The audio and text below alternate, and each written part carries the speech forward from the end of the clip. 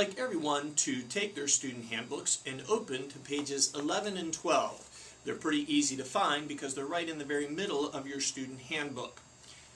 On pages 11 and 12, you will find a list of some of the offenses for which you could get in trouble if you commit them here at Stemmers Run, or really any school in Baltimore County Public Schools. The first thing I want you to notice about these offenses, and we're going to cover them in some detail, is they're divided into three categories. Category 1, Category 2, and Category 3. 3. 1, 2, 3. No substitutions, exchanges, or refund. Category 1 offenses are offenses which may result in a student being suspended from school. There may be penalties other than suspension, but suspension is a possibility. Category 2 are offenses for which the student will be suspended from school and could possibly be expelled from school, which means the student would have to attend an alternative school rather than attending Stemmers Run Middle. And finally, Category 3 offenses are offenses that will result in a student being expelled from school and being required to attend an alternative program rather than Stemmers Run Middle.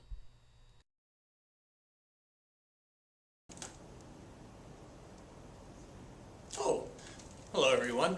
Don't mind me, I was just catching up on my reading a little bit.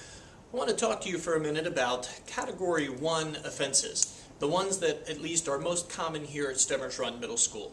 I'd like to begin with Category 1, letter B, which is fighting.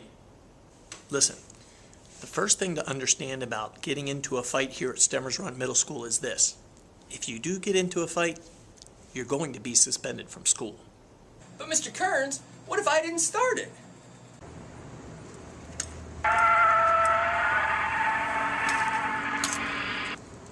You know, that's a great question. And there are two reasons why you might be suspended from school for fighting, even if you're not the one who starts it.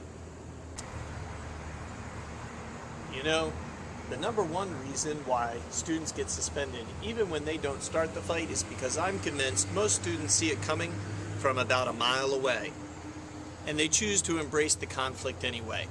It's a conflict that's been building for hours or days or even months, and instead of getting help from an adult like the guidance counselor or the administrator or a trusted teacher, students choose to embrace the conflict instead.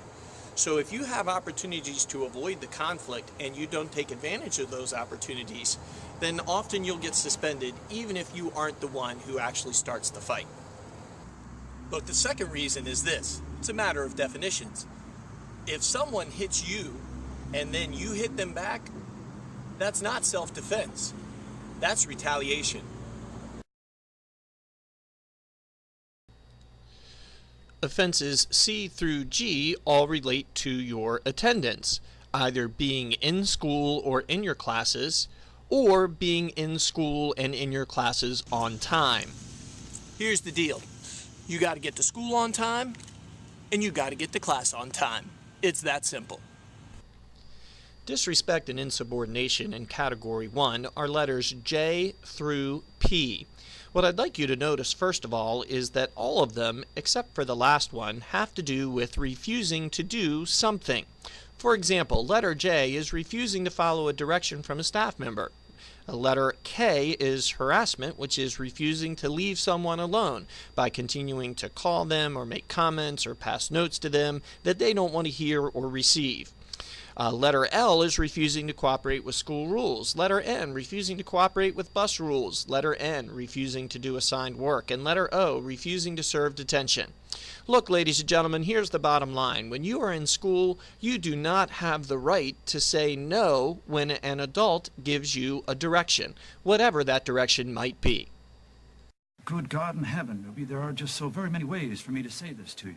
Never, not in a million years, absolutely not. No way, Jose, no chance, Lance, yet, negatory, nah, and of course my own personal favorite of all time, man falling off of a cliff. No!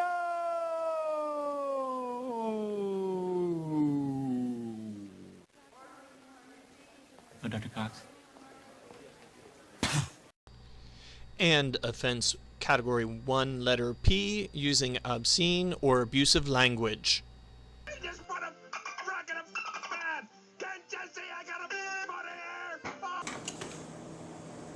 Not cool.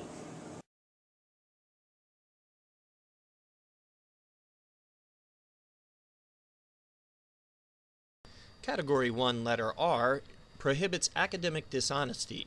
That's cheating on tests, copying papers, forging the signature of a teacher or a parent or guardian on papers that are turned in to the school. Letter S prohibits gambling on school property. Whether it's personal games, card games, or betting on sports, gambling is not allowed by students on school property.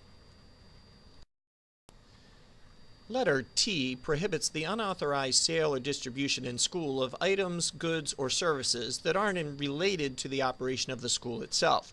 In other words, you are not allowed to bring things into school in order to sell them to other students for a profit.